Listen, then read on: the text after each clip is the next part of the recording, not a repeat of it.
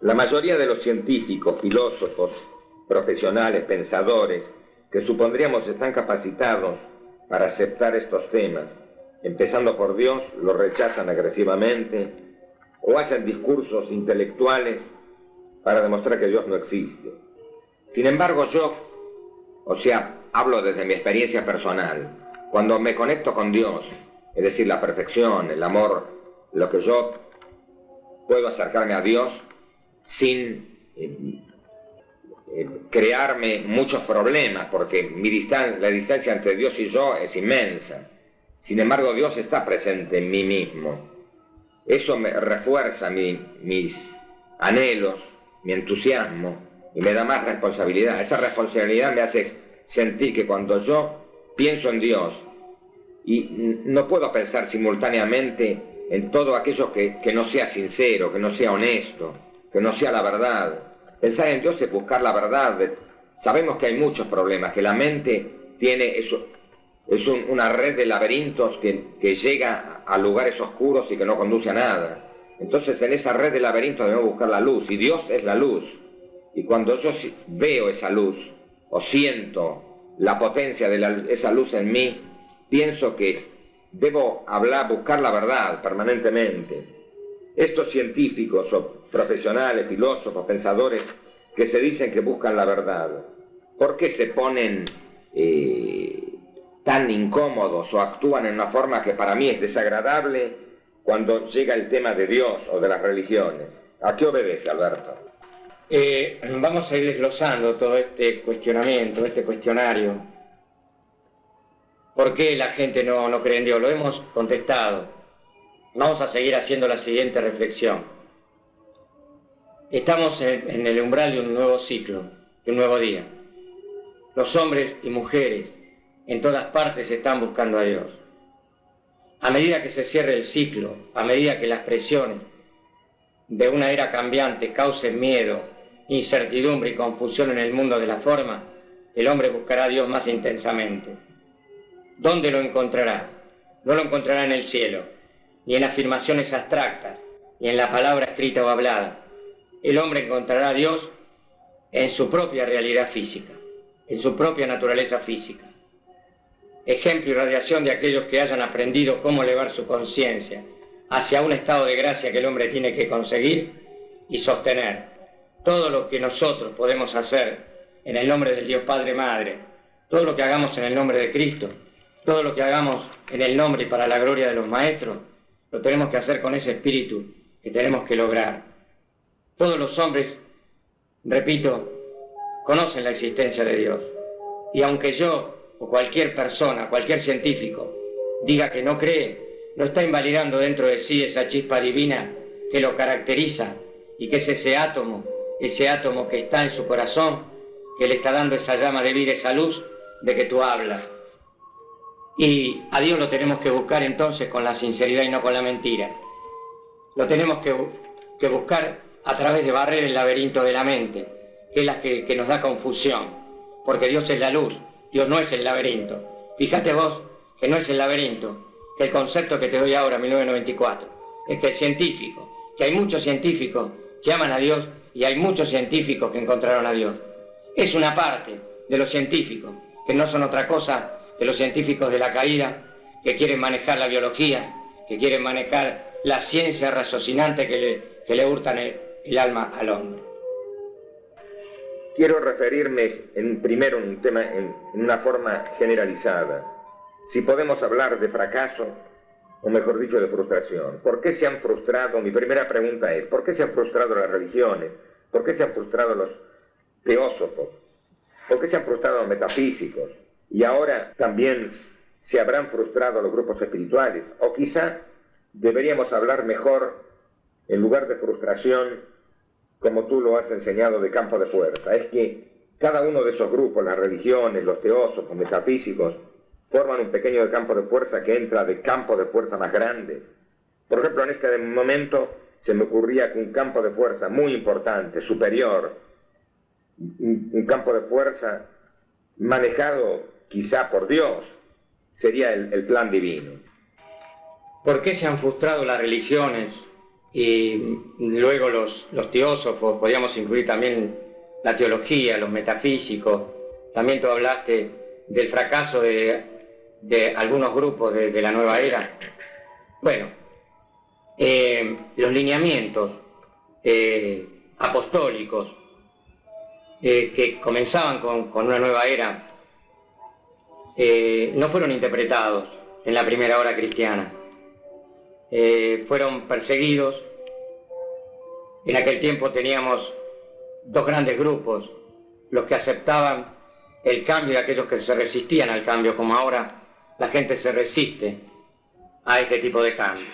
Se formó entonces un clero allá en la Tierra Santa raciocinante, y así fuimos pasando por distintas etapas y se empezó a cristalizar un poco aquella idea prístina, original, del significado de Cristo, de ese secreto del Gólgota, de aquello que hoy estamos entendiendo mucho más y que las religiones se fueron frustrando porque no pudieron explicar realmente la misión redentora, verdadera que trajo Cristo.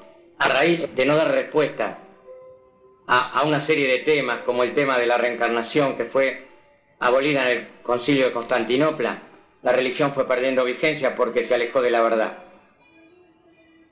Todo esto hizo de que se formen aquellas religiones calvinistas, luteranas, ortodoxas, que se formen todos estos movimientos, porque el hombre tuvo que trabajar en lo oculto a través del rosacrucismo, a través de otras disciplinas, muchas sectas que se fueron plasmando en el mundo, los cátaros, etcétera, etcétera. Como la divinidad le da libertad a sus hijos, quiso que cada uno exprese, aún desvirtuando su propia religión, trate de manifestarse de la manera que fuera conveniente a su corriente de vida. No obstante, para no perder la conciencia divina, se fueron creando las otras corrientes teosóficas, las otras corrientes de pensamiento, que vinieron después seres a traer nuevos conceptos tanto en Oriente como en Occidente. Las religiones van perdiendo fuerza porque no se retroalimentan con la verdad que existe y les golpea a cada instante. También los grupos forman campos de fuerzas. Las religiones son un campo de fuerza, que es el concepto que nosotros traemos a partir de 1989, 1990, en donde hemos dado charlas de que esta controvertida disputa entre lo individual y lo grupal tiene como respuesta a todos aquellos chelas que tienen que quebrar mucho todavía ese yo individual, de que cada equipo de trabajo, cada religión, cada verdaderamente grupo constructivo forma un campo de fuerza, que ese campo de fuerza está dentro y otro campo de fuerza mayor, hasta llegar al campo de fuerza solar del infinito, o el campo de fuerza galáctico, que no es otra cosa que la atracción del universo central, que según dicen se llama Jabona, y que existe en el centro propio del universo, que es donde reside la magnificencia del Dios Padre, Madre, Creador. Quiero volver a hablar, discúlpame, sobre el tema de los seres involutivos, porque tú lo has manejado muy bien, estás muy bien informado, perfectamente informado, y queremos aprender más. Nosotros hemos aprendido que lo que llamaríamos la guerra entre el Cristo y el Anticristo, entre la luz y la oscuridad, entre el amor y el odio, se ha dado en todo el universo.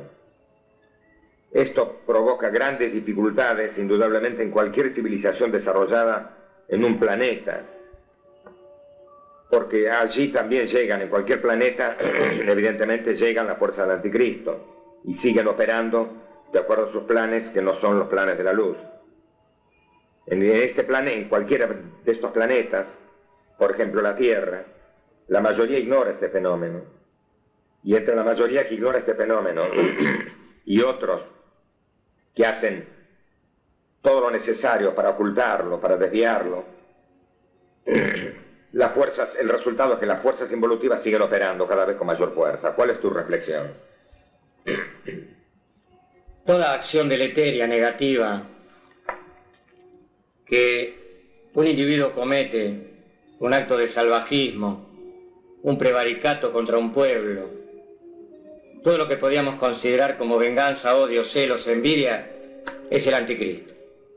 Quiere decir que no se golpeen el pecho aquellas hermanas religiosas o espirituales que dicen vivir al Cristo pero realmente no lo viven.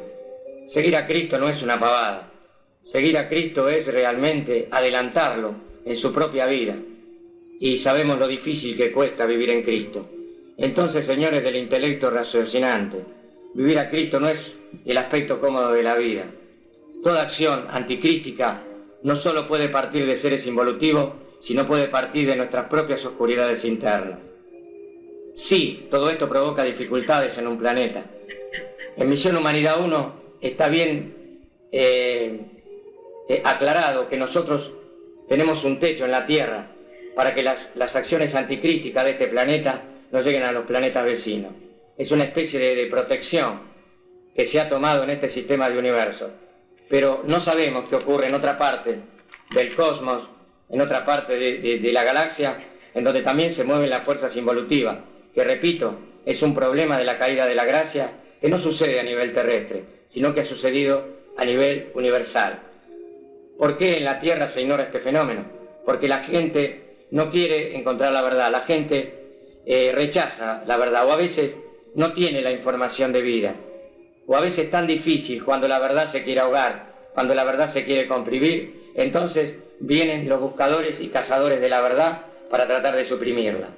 Y aparecen entonces los negadores de la verdad, aparecen como distinguidos señores, representando tal vez alguna religión, para ahogar esta verdad que les golpea y lo molesta, y que realmente no se puede eliminar el contenido de una verdad, jamás, porque la verdad tarde o temprano se tiene que manifestar. Yo recuerdo que hay un hecho en la historia, cuando comienza a vislumbrarse el átomo en la época de Demócrito, también existían las persecuciones, y a Demócrito le quemaron los papeles cuando él había hablado del átomo. Sin embargo, él lo dijo bien claro: podrán quemarme los papeles, pero no podrán quemar la verdad de la estructura atómica. Así ocurre lo mismo. Por más que quieran cazar grupos llamados de la nueva era, en realidad son grupos, en algunos casos, que forman comunidades libres internas de Cristo, que no son otra cosa que excisiones de las grandes religiones clasistas, que se han formado por no encontrar respuesta a través de una cristalización que se provoca por la falta de realimentación que existen en los templos. La clave de las fuerzas involutivas, o la fuerza del anticristo, es el desarrollo desproporcionado, tal vez morboso, de la mente, o observado desde el aspecto de los que estamos en la espiritualidad, en el amor. La fuerza del anticristo ha llevado a la mente al máximo, y ya más bien en un terreno patológico. Han llegado al paroxismo mental, lo cual podría ser fácilmente diagnosticado por los psiquiatras. Quiero hablar también un poquito más del tema, y lo que yo llamo, o no lo llamo, lo han llamado también los psicólogos, el juego de la mente. Todos juegan con la mente, hasta los psicólogos, los filósofos, todos hacen juegos, dialéctica, la misma dialéctica es un juego de la mente. Ese juego de la mente se manifiesta en lo que yo llamaría: yo tengo razón, tú estás equivocado. O de otra forma podría ser: yo tengo la verdad certera, tu verdad es parcial. Este juego, que es normal en todos los seres humanos, yo no me excluyo, pero soy consciente de ello y trato de restringirlo. Cuando este juego mental se une a la mentira, a la hipocresía, a la agresividad, o sobre todo a la falta de amor, sobre todo a la falta de amor, eso es fundamental, produce graves alteraciones en la conducta humana, a través de deformaciones de la mente, a través de actitudes que llegan a veces a lo que nosotros llamamos paranoias, psicosis, neurosis grave. Precisamente en los que llamamos intelectuales, ideólogos, políticos, a veces científicos, esto se manifiesta y es mucho más grave por la responsabilidad que tienen ellos. Tú has hablado del Harvard, entre otras cosas.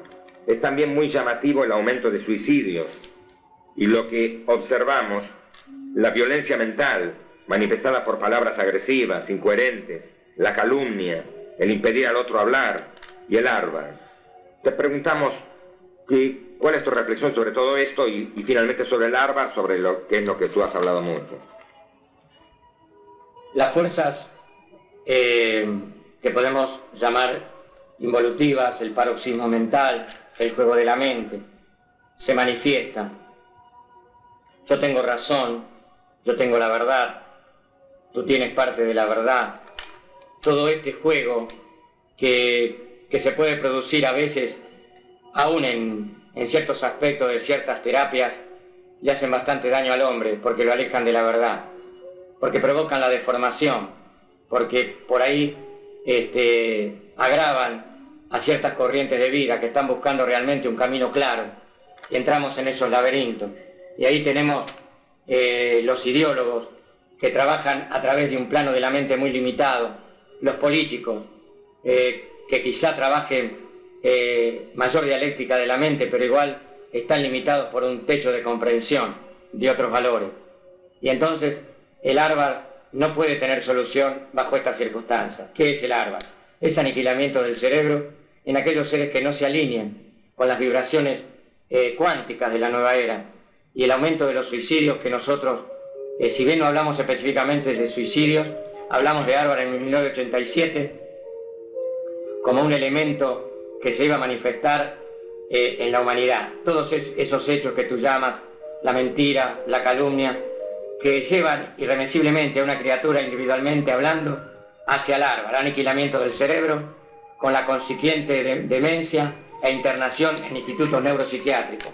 O sea, que estas son acciones anticrísticas. El juego de la mente, cuando no se dice la verdad, deja flotando a la juventud en el astral y no pueden elevarse hacia los planos sublimes del Cristo. Le están haciendo daño a la nueva era y están regordeando un poco a los cazadores que deben discernir correctamente y que deben también no criticar y dejar el libre albedrío en los seres mientras estos no pongan en juego las leyes de la sociedad.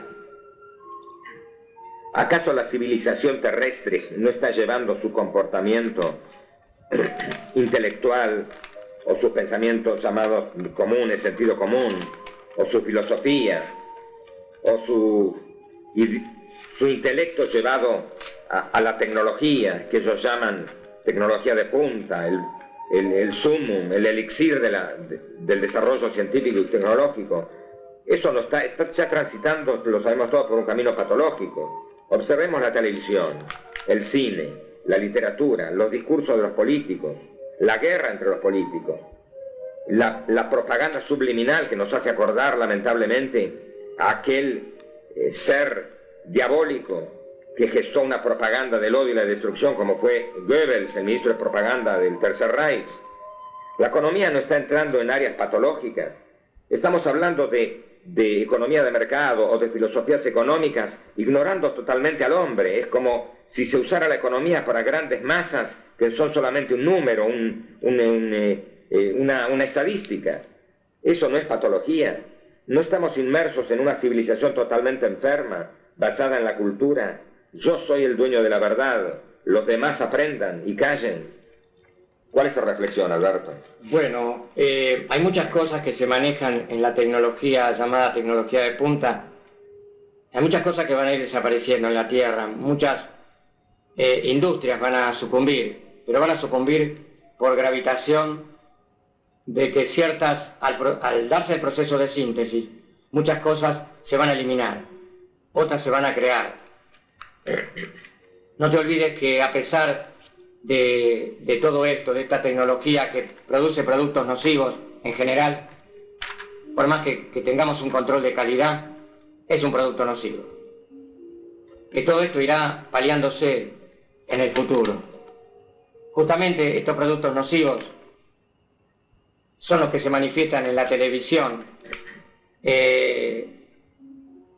manejados o camuflados en una paloma de la paz.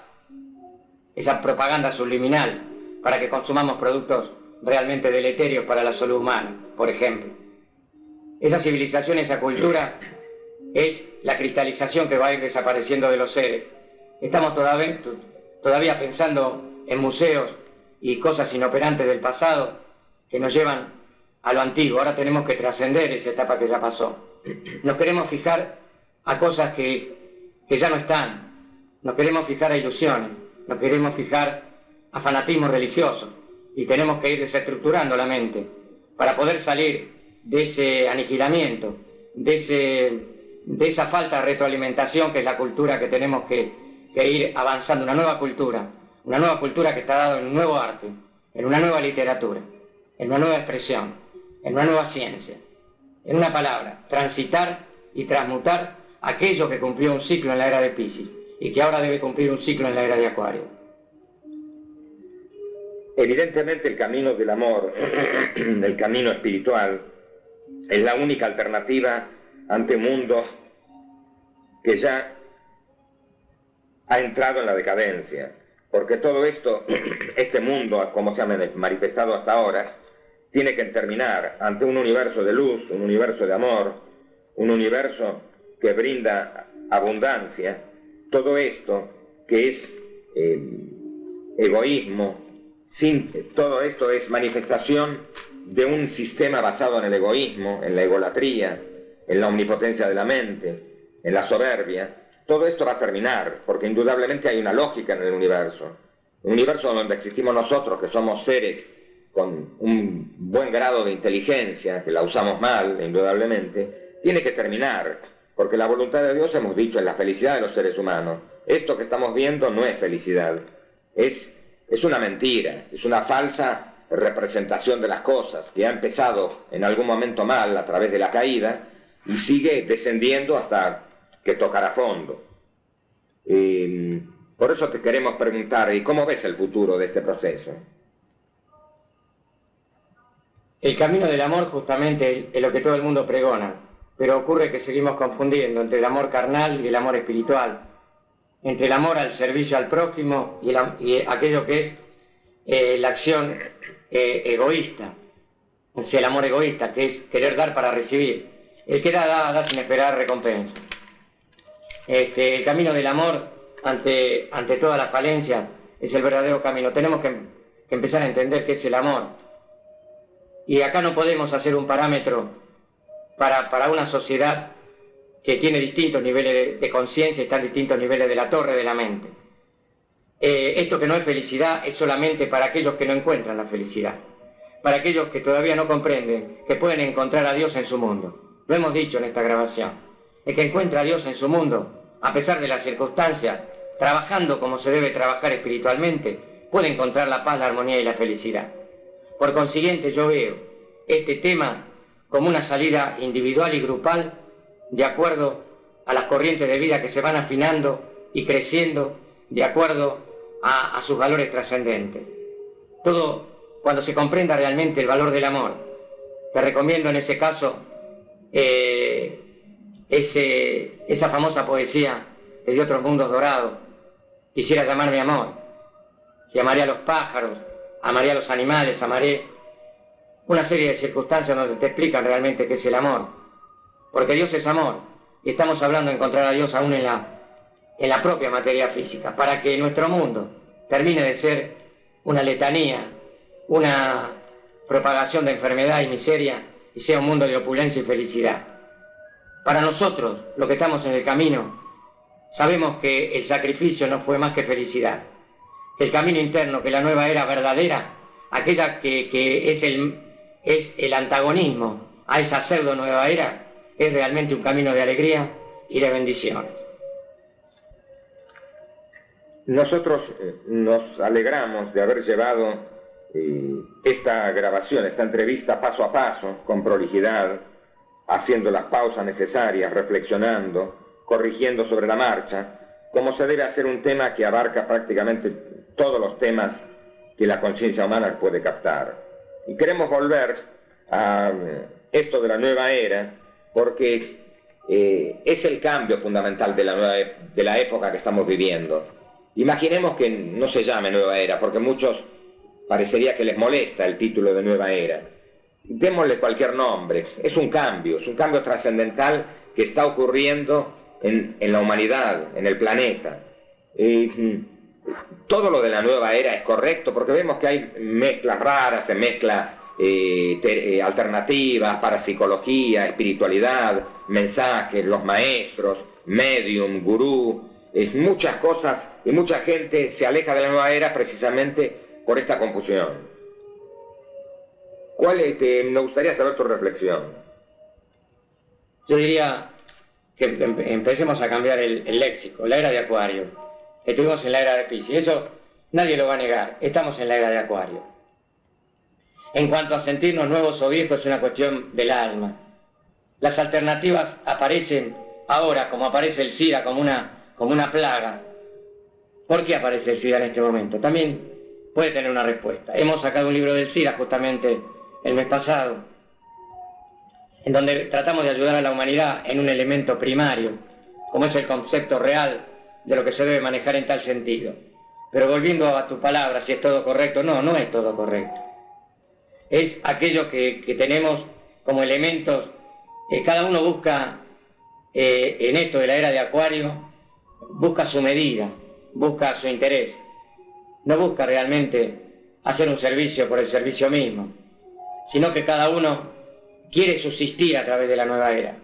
Y yo creo que debemos subsistir todavía a través del hilo que existe de aquello que llamamos la era de Piscis.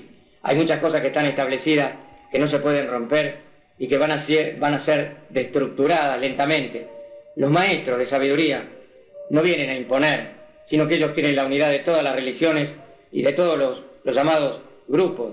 Todos buscan a Dios, aún aquellas sectas bastante todavía primitivas que trabajan con seres aún o espíritus que las comandan desde planos sutiles, bastante primarios, están buscando a Dios. Todos están buscando a Dios desde su escalera de evolución, desde su vibración. Entonces, esto pasa por un discernimiento y no por expresiones apodícticas de algunos que quieren darle una ración raciocinante a esto. Esto pasa por un análisis. Tenemos lo bueno y lo malo, tanto en la época de Piscis como en la era de Acuario que ahora comienza.